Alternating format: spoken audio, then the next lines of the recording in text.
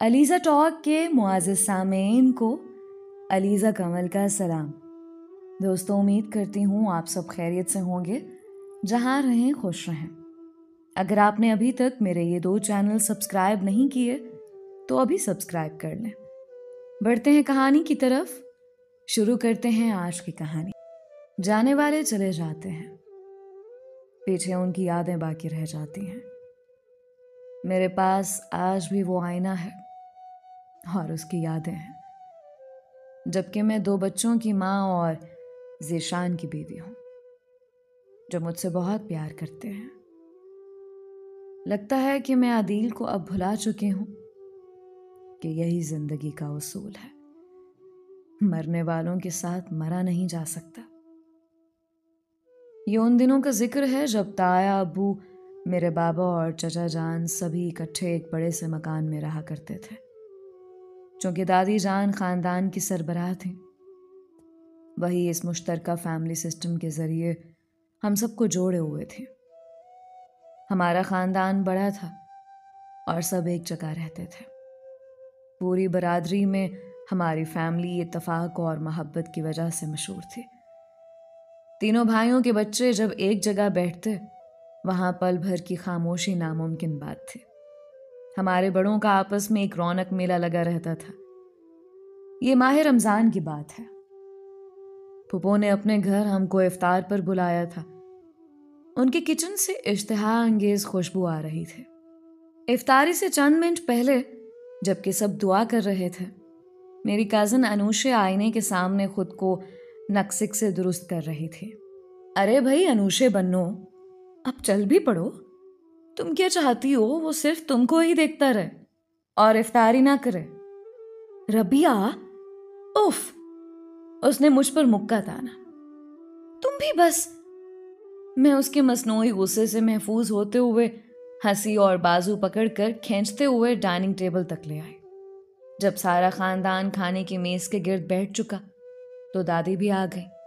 आते ही सब पर नजर डालकर कहा, माशाअल्लाह, मेरी इस कायनात को नजर ना लगे, हमेशा ऐसे ही हंसते बसते रहो। मुझे अपने तायाजाद अदील के सामने जगह मिली थी और अनुषे जो बचपन से फूफीजाद ज़ीशान को पसंद करती थी, वो ऐन उसके सामने विराजमान थी। सुभान और शहरोज भी करीब बैठे थे। हम 6 कज़न्स में बहुत दोस्ती थी, मगर अदील से मेरी दोस्ती सबसे बाला थी। वो मेरा बहुत ख्याल रखता और मैं भी उसकी हर बात मान लेती। दरअसल उसकी कोई बहन न थी और मेरा कोई भाई न था। शायद इसीलिए वो मेरी हर फरमाइश पूरी करता और मैं उसके हुक्म पर उसके सब काम पूरे करती। मसलन उसके लिए चाय बनाना और उसकी शर्ट इस्त्री कर देना। इफ्तारी के बाद ही बातों बातों में फूफो ने यह कहकर सबको चौंका दिया कि इस ईद पर कुछ नया प्रोग्राम करेंगे। क्या नया फूफो? मैंने सवाल किया था। ये तो ईद पर ही पता चलेगा, उन्होंने चहक कर जवाब दिया। रात चाय पीने के बाद बड़ों की महफिल ड्राइंग रूम में सजी और हम सब बाहर लॉन में बैठे थे। तभी मेरी निगाहें अदील को ढूंढने लगी। वो कमरे में होगा शायद। ये सोचते ही मैं लॉन से कमरे में गई। वाकई वो खिड़की से बाहर देख रहा था। अरे भाई, देखना ही है तो लॉन में आ जाओ, यहां अकेले क्यों खड़े हो? बाहर ठीक से देख नहीं पाता, तभी अंदर से सुकून से देख रहा हूं। उसने यकगूना बेखुदी से जवाब दिया, अच्छा बाहर चलो भी, सब वहां गपशप कर रहे हैं और तुम यहां तन्हाई की धीमी आग पर हाथ ताप रहे हो। मुझे लॉन में नहीं बैठना। तो फिर कहां चलना है? बाहर चलते हैं आइसक्रीम खाना। चांद रात थी। हमने ढेर सारी शॉपिंग की और आखिर में आइसक्रीम खाकर घर आ गए। मैं इस अमर से बेखबर थी कि आज की रात के बाद मेरी जिंदगी अक्सर बदल जाएगी। शॉपिंग के बाद रात में किचन में थी जब अदील आया और मुझे पैक किया हुआ डब्बा दिया। हैरान थी कि सारी शॉपिंग तो हमारे साथ की थी, फिर ये कब खरीदा?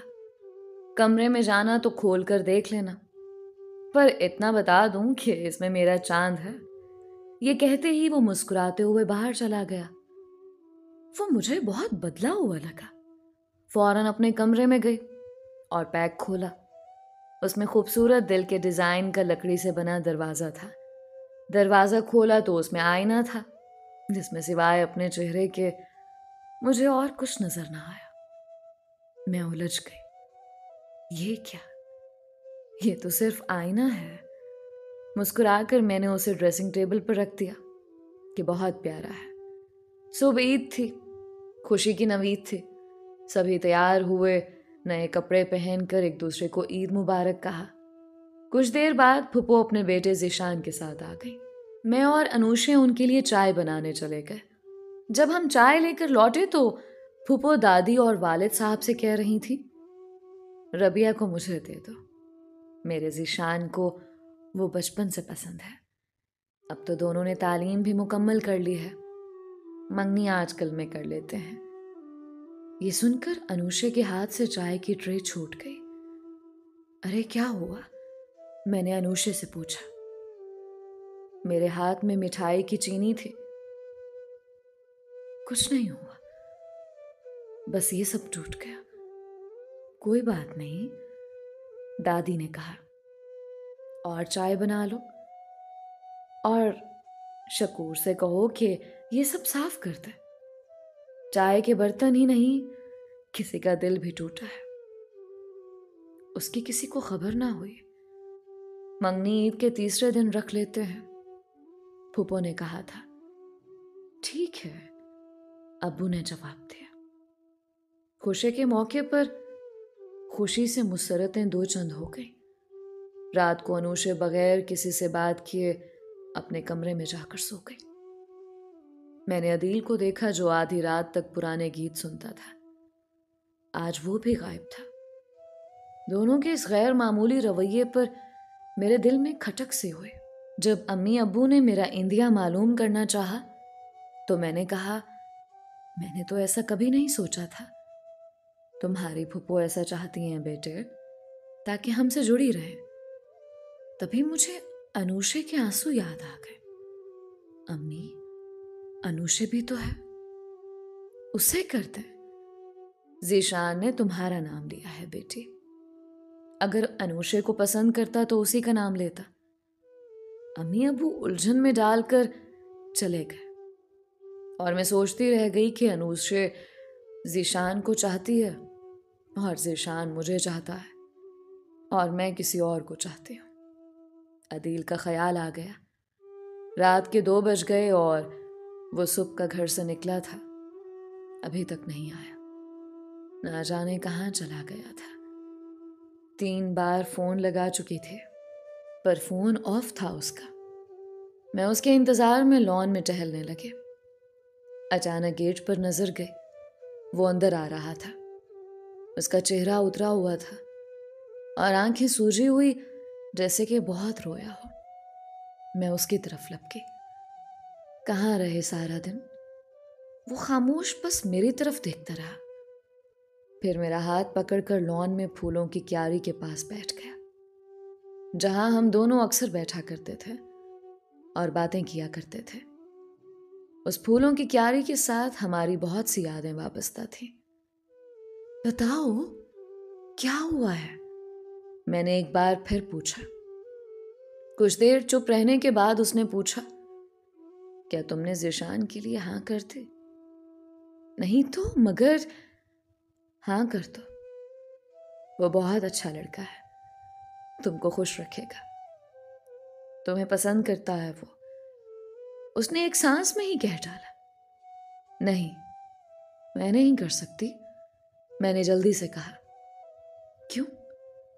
क्या तुम किसी और से प्यार करती हो? नहीं नहीं, पता नहीं।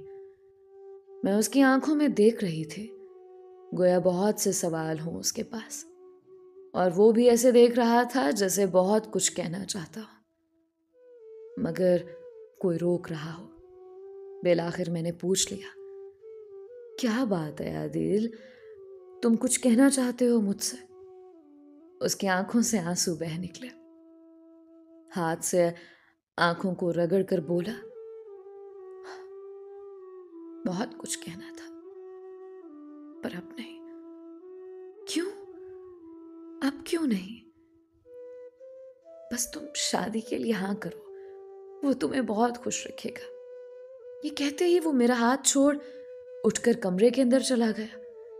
मुझे ऐसा लगा जैसे सब कुछ खत्म हो गया। कुछ था मेरे पास जो नहीं है अब।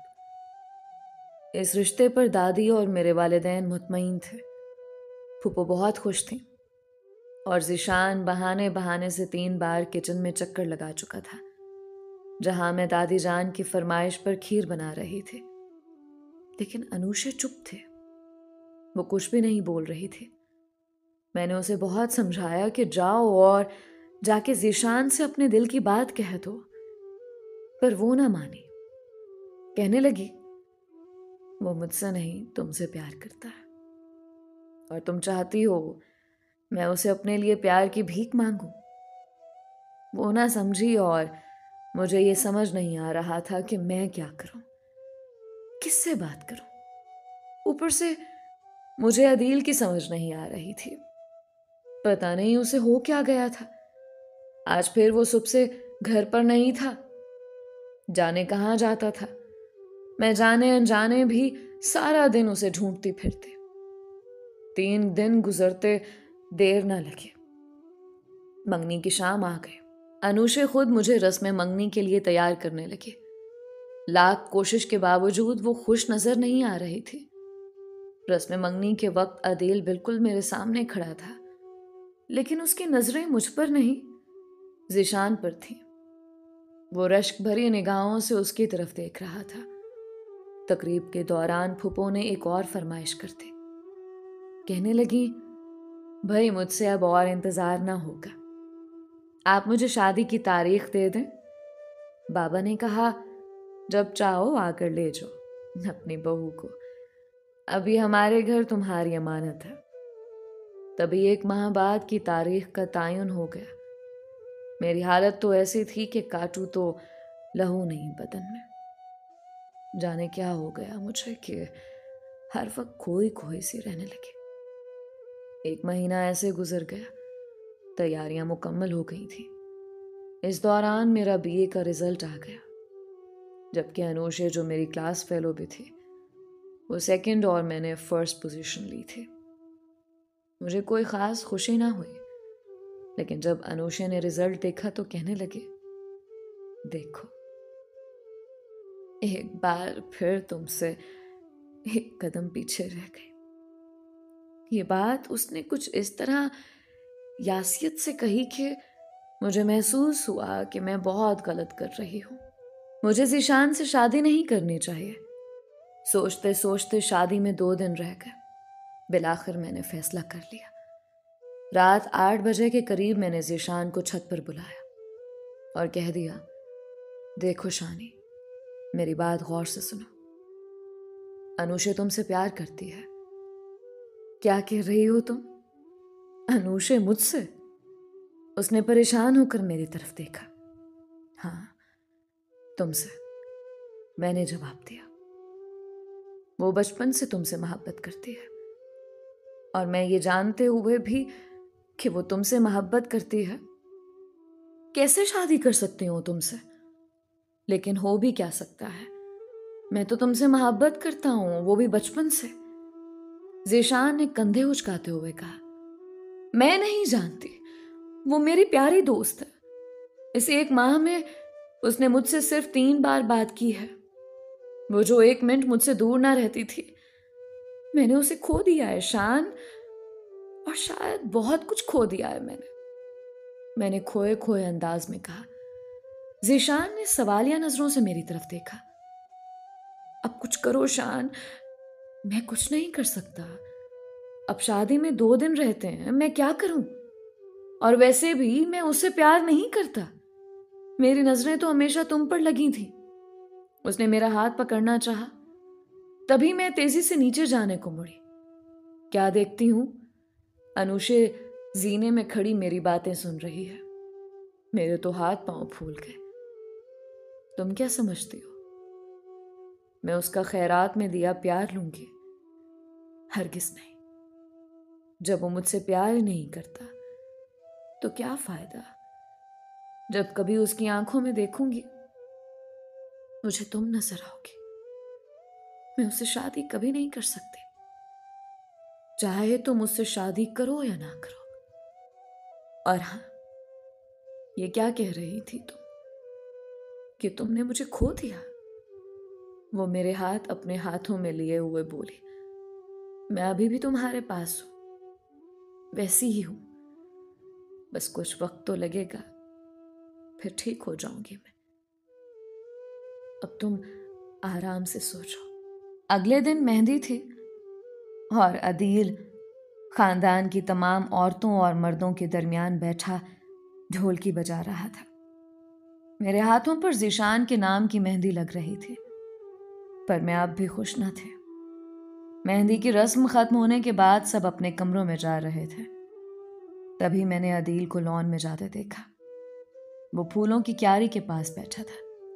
जब मैंने उसे कहते सुना, मैं तुमसे बहुत प्यार करता हूं, बहुत चाहता हूं मैं तुम्हें, बचपन से लेकर आज तक मैंने सिर्फ और सिर्फ तुमको ही तो चाहा है, पर मैं क्या करूं, तुम मेरी भी नहीं हो सकती।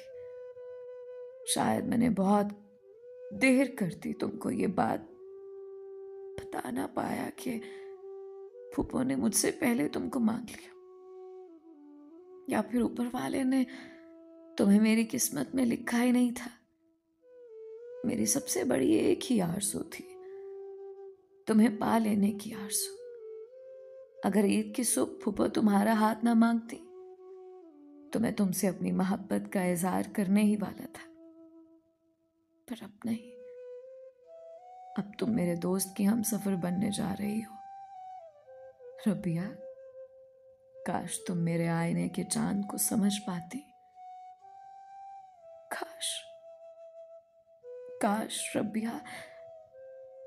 मैं उसके पीछे खड़ी ये सब बातें सुन रही थी, दम बखुद रह गई, जैसे किसी ने मेरे सर पर हथौड़ा मार दिया हो और मुझे ये तक समझ ना आ रहा हो कि मैं खड़ी कहाँ हूं।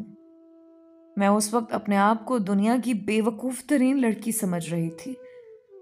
खामोशी से उसको मुखातिब किए बगैर मैं अपने कमरे में चली आई।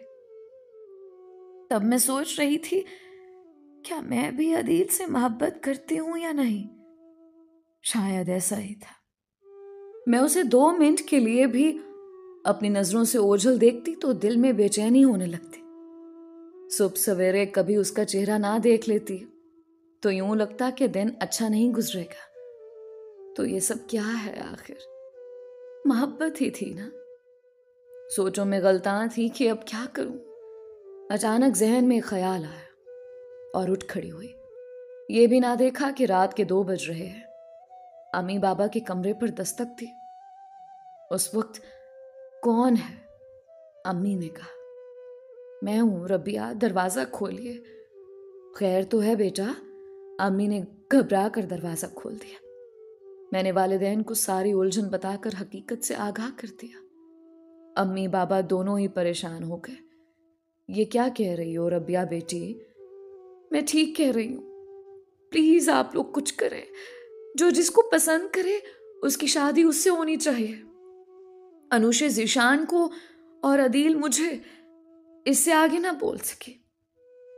अच्छा तुम अब सो जाओ, सुबह बात करेंगे। लेकिन नींद कहाँ? सुबह तक के 4 घंटे मैंने कांटों पर जाग कर गुजारे। सुबह बाबा ने सारी हकीकत दादी और फूफो के सामने रख दी। उन्होंने फिर शान को बुलाया और समझाया। तब उसने कहा, ठीक है, आप लोग रबिया और अदील की शादी कर दें, अगर रबिया भी यही चाहती है। ये कहकर वो कमरे से निकल गया। रबिया हो कि अनुश्री, मेरे लिए दोनों बराबर हैं। फूफो ने अफसुर्दगी से कहा। ज़ीशान ने अदील को फ़ोन किया। कहाँ हो?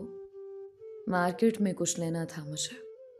अच्छा तो फिर जल्दी घर पहुंचो, और हाँ, अपने साइज की शेरवानी भी लेते आना। अरे ये क्या कह रहे हो तुम? मैं तुम्हारी शादी पर शेरवानी पहनकर क्या करूंगा? वैसे भी बहुत अच्छा कुर्ता ले चुका हूँ। मेरी नहीं बेवकूफ़, तुम्हारी शादी की बात कर रहा हूँ। क्या मतलब यार, खुलकर बताओ, मैं समझा नहीं। वो उलझ गया। तुम जैसा अहमक मैंने नहीं देखा यार। तुम रबिया से शादी करना चाहते थे और एक बार भी उसे या मुझे इशारतन भी ना कहा। अब हमको ख्वाब तो नहीं आता कि तुम क्या चाहते हो, तुम्हारे दिल में क्या है। यार तुमको गलत फहमी हुई है। रबिया ने मुझे कभी नहीं कहा कि वो मुझसे शादी करना चाहती है। ऐसा कहना नहीं पड़ता, सिर्फ महसूस करना पड़ता है। तुम लड़की होकर उससे दिल की बात ना कर सके, वो तो फिर लड़की है। अब इतने महान ना बनो कि मेरे लिए कुर्बानी देकर मुझे विलन ही बना दो। बस और कोई बात नहीं करनी, बस शेरवानी ले लो और ये लो, रबिया से खुद बात कर लो। आईना दे दिया और समझाया नहीं कि आखिर ये चांद का मामला क्या है। मैं सारी चांद रात सोचती रही कि ये चांद का मामला क्या है। सोचा सुबह तुमसे पूछूंगी। तुम तो जानते हो कि मैं अज़ल की बेवकूफ़ हूँ और सुबह तो घर का नक्शा ही बदला हुआ था। अगर कल रात में तुम्हारी उस फूल की क्यारी से की हुई बातें ना सुनती तो कभी अपने दिल की आवाज़ और उस आईने में अपना चेहरा ना देख पाते। और तुमने तो वैसे ही मुझे कुछ ना बताने की कसम उठाई हुई है। अच्छा अब शेरवानी ले आना। अनुषे छत पर थी। फ़ोन बंद करके मैं उसके पास गई। उसे बहुत मनाया कि वो ज़ीशान से शादी कर ले, पर वो ना मानी, जिद की पक्की थी। शायद अपनी जगह वो भी ठीक थे। नीचे आई तो रूम में न्यूज़ चैनल पर ब्रेकिंग न्यूज़ चल रही थी, जबकि वहाँ कोई मौजूद ना था। पता नहीं कौन टीवी ऑन करके चला गया। मैं रिमोट उठाकर बंद करने लगी तो एकदम साकित रह गई। लाहौर के किसी बड़े शॉपिंग मॉल में आग लग गई थी। 8 लोग जान से गुजर चुके थे, जबकि 50 जख्मी थे। उफ, पाकिस्तान के हालात जाने कब ठीक होंगे। जो लोग मर चुके थे उनकी डेड बॉडीज बाहर लाइन में रखी थी। ये चेहरा नहीं, ये वो नहीं हो सकता। सब नीचे आ गए। क्या हुआ रबिया? अम्मी, अम्मी ये देखें, ये नहीं हो सकता। मेरी जुबान लड़खड़ाने लगी। तभी मैं धड़ाम से गिर गई। किसी को यकीन ना आएगा कि वो बेहोशी 1 साल तक रही। मैं जब कोमे से बेदार हुई तो अपने कमरे को अस्पताल की मानद पाया। अम्मी मैं कहाँ हूँ? तुम अपने कमरे में हो मेरी बच्ची। तुम ठीक हो गई हो। उनकी खुशी दीदनी थी, लेकिन अगले ही लम्हे वो उदास हो गई क्योंकि अदील इस दुनिया में ना रहा था। उसे मार्केट में आग के हादसे ने निगल लिया था और उस हादसे को अब 1 साल गुजर चुका था। बेटी हमारी बात मान लो, हमने बहुत दुख देख लिया। हमारी बात मानोगी तभी अदील की रूह को भी सुकून मिल जाएगा। माँ बाप, फूफो और बूढ़ी दादी की खातिर बिलाखिर मुझे सर झुकाना ही पड़ा और मैं रिश्ता इस दवाश में मुंसलिक हो गई। अब मैं और ज़ीशान मिलकर अदील की याद ताज़ा कर लेते हैं। जबकि अनुषे एमफिल करने लंदन चली गई। अदील चला गया, मगर उसकी यादें हमेशा हमारे दिलों में जिंदा रहेंगी। दोस्तों, ये थी रबिया और अदील की नामुकम्मल कहानी। कुछ हादसे हमारी ज़िंदगी में ऐसे होते हैं जिनके बारे में हमने कभी सोचा तक नहीं होता और ना ही वो हमारे वहमो गुमान में होते हैं। बस फिर इंसान को अल्लाह की मर्ज़ी में राज़ी होना पड़ता है। इस कहानी से मुतालिक अपनी राय का इजहार कमेंट्स में ज़रूर कीजिएगा। आप सबके प्यार और सपोर्ट का बेहद शुक्रिया। आज का special thanks mister Fayaz Ali का, जिनका ताल्लुक झंग पाकिस्तान से है, मिस शबनम का जो कि कश्मीर इंडिया से बिलोंग करती हैं, मिस्टर सैफ का जो कि कसूर पाकिस्तान से बिलोंग करते हैं और मिस्टर वकास का जो कि सियालकोट पाकिस्तान से बिलोंग करते हैं। मुझे अपनी ढेर सारी दुआओं में याद रखें। मिलते हैं एक नई कहानी के साथ। अलीज़ा कमल को इजाज़त दीजिए। अल्लाह हम सबका हामी और नासिर रहे।